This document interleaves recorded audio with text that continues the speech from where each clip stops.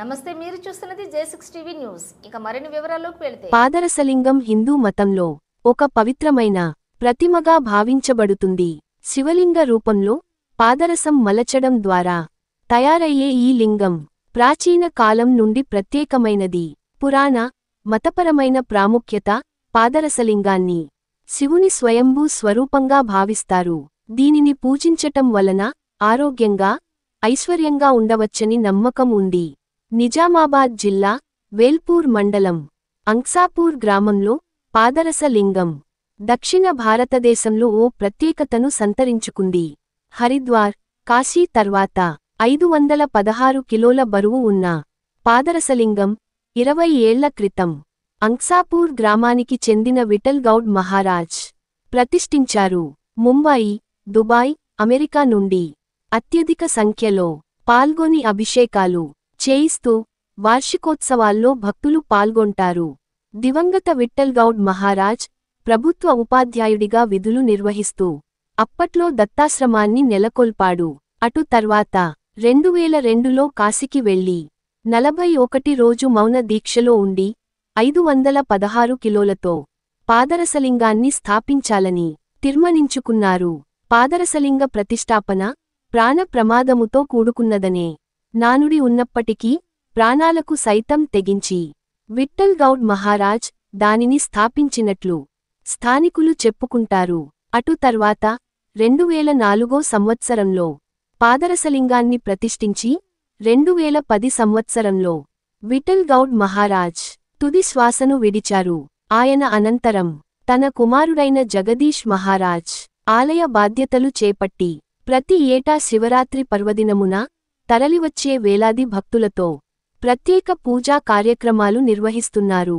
శివరాత్రి పురస్కరించుకొని భక్తులు పెద్ద ఎత్తున తరలివచ్చి శివనామ స్మరణలో తరిస్తున్నారు. చూస్తూనే ఉండండి మీ J6 న్యూస్ మీడియా.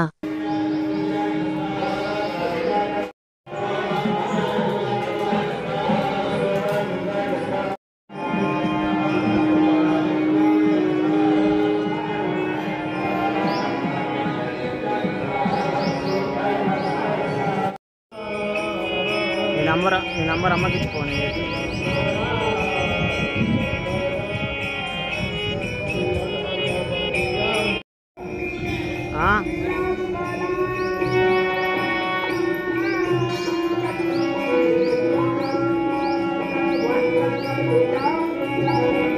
చెప్పు. హలో,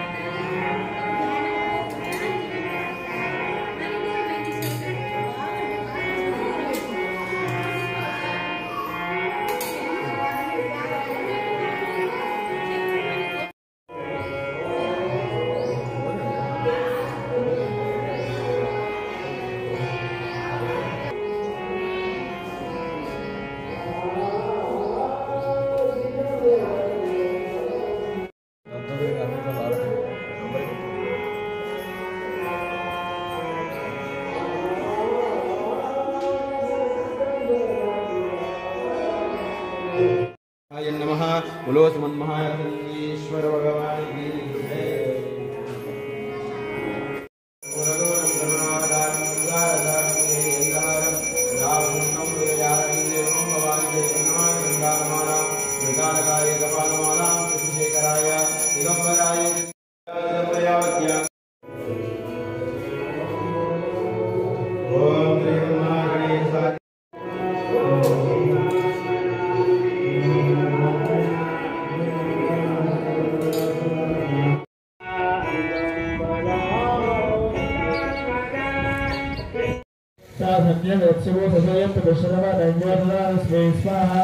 చూస్తూనే ఉండండి ప్రతిక్షణం ప్రజాపక్షం మీ J6 మీడియా న్యూస్.